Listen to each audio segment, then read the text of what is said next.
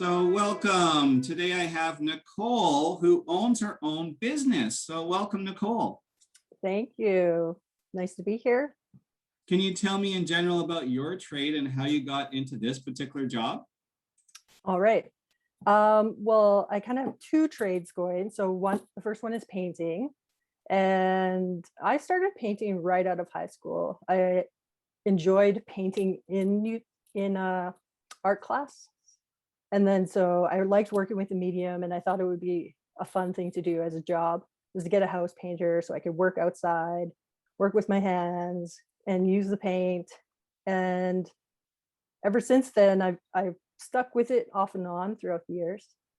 And then carpentry, I've always had an interest in carpentry, but it wasn't till about 10 years ago that I went to take a carpentry program at Red River and learned how to build things more. And then so now my business is doing a bit of both. Nice. I really like to hear, and I'm going to highlight one thing that you mentioned, which was all great. But students, follow your passion. Nicole is passionate about painting, and that really struck a chord with her. And she followed it through, and now that's part of her business is painting. So again, students, follow your passions. Right, moving on to the next question. Do you need an education for your trade? I know you alluded to that a little bit with Red River College. And how much education is required? So let's see, with painting, I really didn't get any formal training. I sort of joined a student painting company, and they train you on the job. And I haven't gotten any formal training with painting, but there are painting programs at Red River. I think it would be beneficial to take them. I'm really interested to see what they're teaching people, things that I probably don't know, like I've had to learn the hard way. And with carpentry, I would definitely recommend taking the carpentry program. I know that there are 4 levels, I think, before you can get your red seal. Personally, I stopped at level 1 just because I found it hard to find somebody to apprentice under after I was done. And then the painting world kind of sucked me back in, just because it took me a while to find a job, and it was easier for me to find a painting job with all the painting experience I'd built up before then. Nice. I like to hear for you, it has different avenues. Yeah, you don't necessarily need to go to college to start in a trades, right? Yeah, it helps to have somebody show you the ropes, though. Like, there are a lot of things I don't think I would have been able to pick up on my own unless I had like a carpenter who was there to teach me. Painting, you're just going to get better the more you do it, really. But it's good to have good mentors and people you can learn off of. All right, so that's good to keep note of, students. Moving on to the next question. What is a salary range for your trade? Now, again, you kind of do 2 different trades and have your own business, so I can't wait to hear how you're going to answer this one.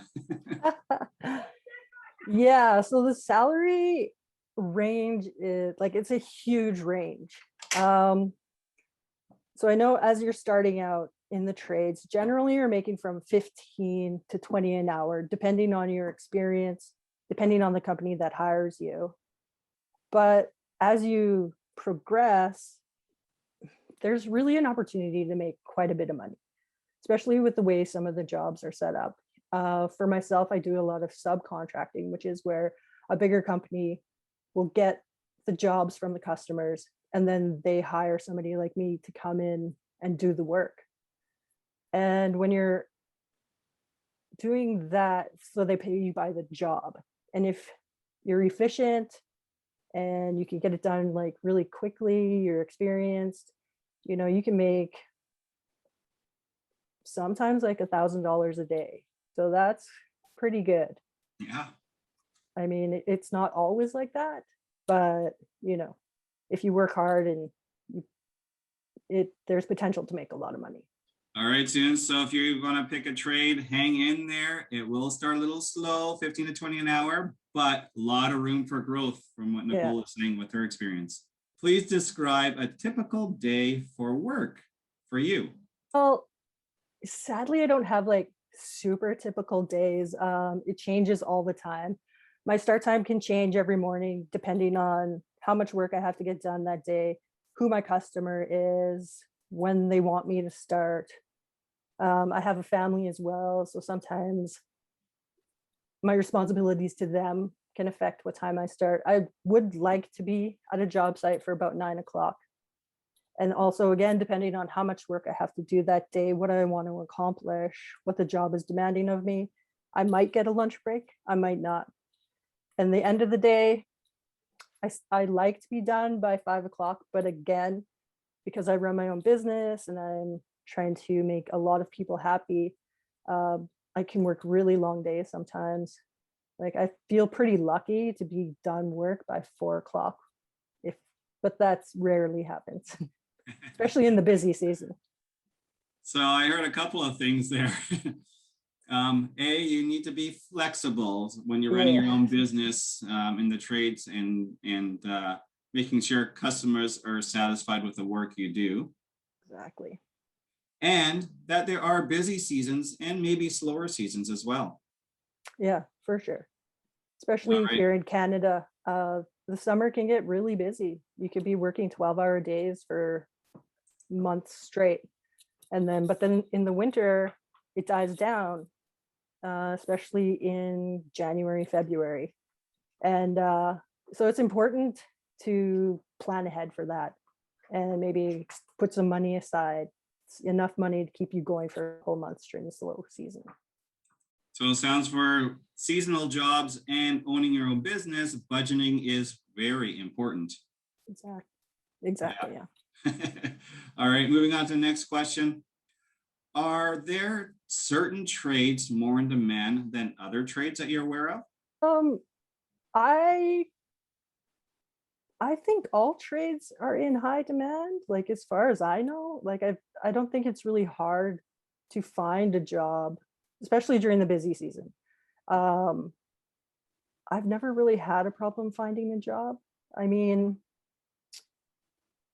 part of that too is you need to get your training, you need to be a good worker in order for people to want to hire you. But once you start making a name for yourself, then it's quite easy to find work. So I guess for those students in grade 12 and maybe even grade 11 that are graduating this year or finishing up grade 11 this year, and you're interested in the trades, start looking for a job this summer because that could be, sounds like the busy season.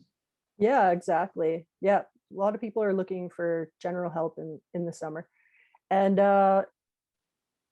it's a great way just to get your foot in the door, see if you even like it before you pursue like the post-secondary.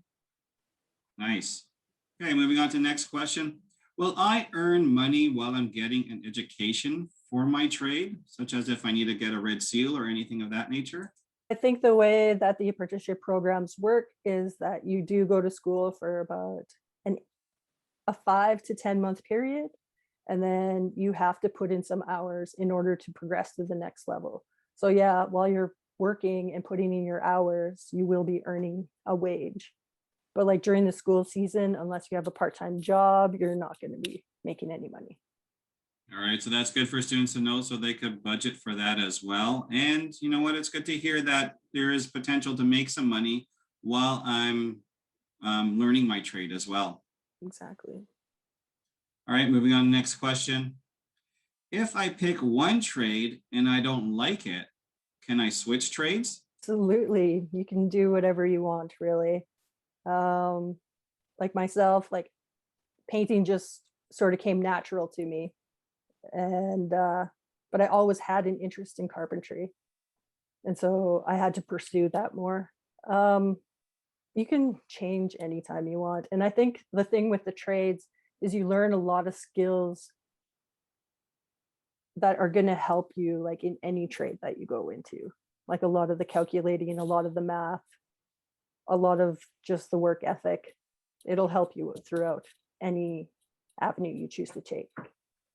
Awesome. So it's good to hear that some of those skills are transferable if you decide on painting like Nicole and want to switch over, or carpentry and want to switch over to a different trade, that those skills are transferable as well. All right, moving on. Next question. What's the difference between a union job versus a non-union job? And this is going to be interesting for you since you own your own business. Yeah, actually, I don't really have a lot of experience or know a lot about the unions. Yeah, so I'm not too sure at all. So what about a non-union job then? What can you speak about that, the pros and cons? Um, well, of like the pros of running your own business. Let's see here. I mean, you do get the flexible schedule, which makes it easier to have a family, and it takes a lot of work though. Like if you want to run your own business, like there are no 9 to 5 hours. Like you have to be hustling the whole time. Like sometimes I'm up till 1 in the morning getting my invoices into people, or returning emails, or even just planning all the supplies and calculating what I'm going to need for my next job to show up ready on a job site, say at 7:30 or 8 in the morning. Like it's a lot of work. Running your own business, you do not need to be unionized, right? No, I don't know much about the unions at all. So And so as somebody who runs their own business, I believe you have the benefit of hiring not students necessarily, but hiring more in summer. And then you know what? If things get really lean and tight in winter, to lay some people off with yeah, maybe the that's true. possibility of rehiring them in summer again. And so Yeah, you that's true. definitely have a lot of flexibility in running your own business and having it non-unionized. That's true. Yeah. All right, thank you, Nicole. So moving on to the last question I have for you. If I want to learn a trade, what is the best way to get started?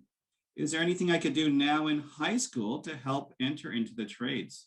Um, well, like we mentioned at the beginning, you need to follow your passions, right? You need to find something that really interests you in order to be willing to put forth all the effort and the time into really learning that craft.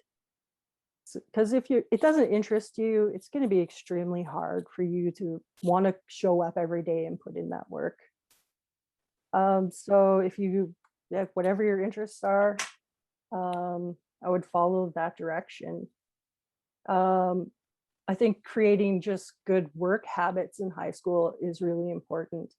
A large part of being successful in the trades is just showing up. Like an employer just wants you to be reliable. They want you to be there every day and on time and able to do the work. So if you create those good habits in school, like it'll really help you in the future. Like I know we all wake up and we don't really want to go to work today, or we really don't want to go to school, but you have to train yourself to push past that, because like the hardest part is getting there. And then, but once you're there, it's not so bad. Like you roll with your day and you learn some things and you're only going to get better. Well, like you said, there can be some, maybe not for you necessarily, but the people you hire in the trades can be some early starts, 7 a.m., sometimes 6 a.m. Yeah. And sometimes long days that you already said, right? During the busy season where it's 10 or 12-hour days. And so showing up after a 12-hour day is important because your employer is counting on you to be there. Yeah, exactly. All right, Nicole, I want to thank you so much for doing this. I really appreciate it. And students, I'm sure you're going to get something out of this. One last thing I want to ask you is, which would you call your home reserve? Oh, Saugeen First Nation. All right, so a big shout out to Saugeen First Nations. Awesome. Thank you again, Thank Nicole. you. And I want to say to all the students, stay tuned for more videos to come.